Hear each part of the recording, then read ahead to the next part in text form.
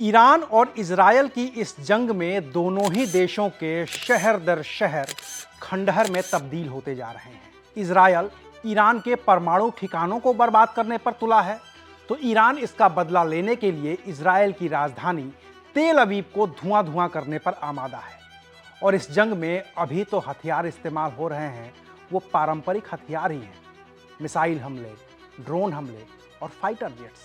और जब तक ये लड़ाई पारंपरिक हथियारों से लड़ी जाएगी, बर्बादी इन्हीं दोनों देशों में होगी। लेकिन खतरा इससे कहीं आगे का है, और सबसे बड़ा खतरा यह है कि क्या जंग में परमाणु हथियार भी इस्तेमाल होंगे।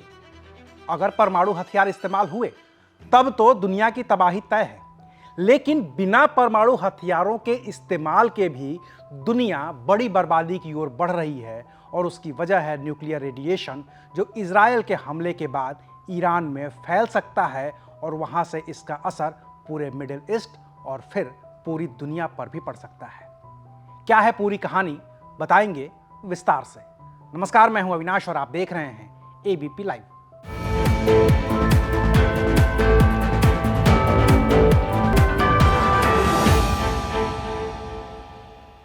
ईरान से जंग की शुरुआत का फैसला इजरायल के प्रधानमंत्री बेंजामिन नेतन्याहू का है, और नेतन्याहू ने ईरान में जितने भी हमले किए हैं उसका निशाना ईरान के परमाणु संयंत्र है, जहां ईरान पिछले कई साल से परमाणु हथियार बनाने की कोशिश कर रहा है।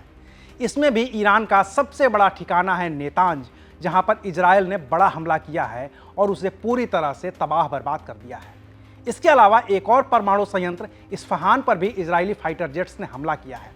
इसके बाद से ही पूरी दुनिया इस बात को लेकर चिंतित है कि नेतांज और इस्फहान प्लांट की तबाही की वजह से वहां जो यूरेनियम रखा हुआ है उससे रेडिएशन न फैल जाए।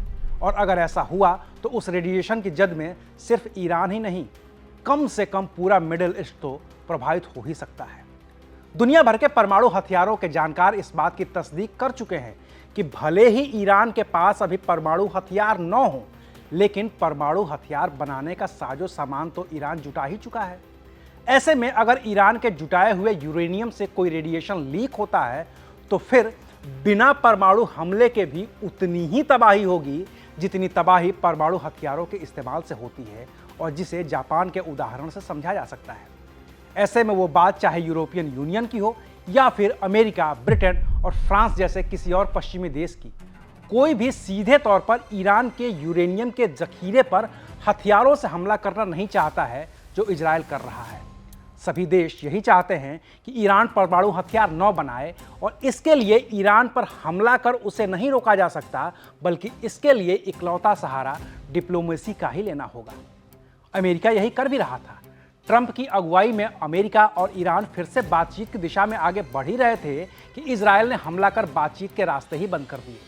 ट्रंप ने अपने विदेश मंत्री मार्को रूबियो से कहलवाया भी कि इजरायल के इस हमले में अमेरिका का कोई हाथ नहीं है। इसके बावजूद ट्रंप इस बात से इनकार भी नहीं कर रहे हैं कि इजरायल जो कर रहा है उसमें ट्रंप की सहमति है। वहीं ईरान कह रहा है कि उसका परमाणु हथियार जंग के लिए नहीं है, लेकिन ईरान की बात कोई मानने को तैयार नहीं है। ऐसे में अब न तो ईरान पीछे हट रहा है और न ही इजरायल। वहीं इजरायली हमले के बाद इमरजेंसी मीटिंग में IAEA यानी कि इंटरनेशनल एटॉमिक एनर्जी एजेंसी के बोर्ड ऑफ गवर्नर्स में ये बात सामने आई है कि इजरायल के हमले के बाद भी नतांज और इस्फहान के बाहर रेडिएशन सामान्य है। रेडिएशन सामान्य होने की रिपोर्ट के बावजूद यूनाइटेड नेशंस न्यूक्लियर वॉचडॉग के मुखिया राफाएल ग्रेसी ने जो कहा है वो बहुत डरावना है।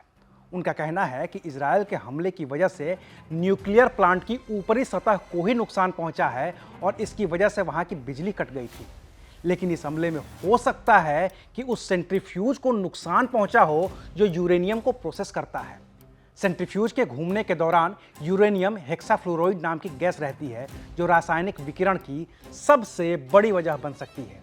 ये गैस यूरेनियम और फ्लोरीन का मिश्रण होती है, जो भयंकर विस्फोटक है।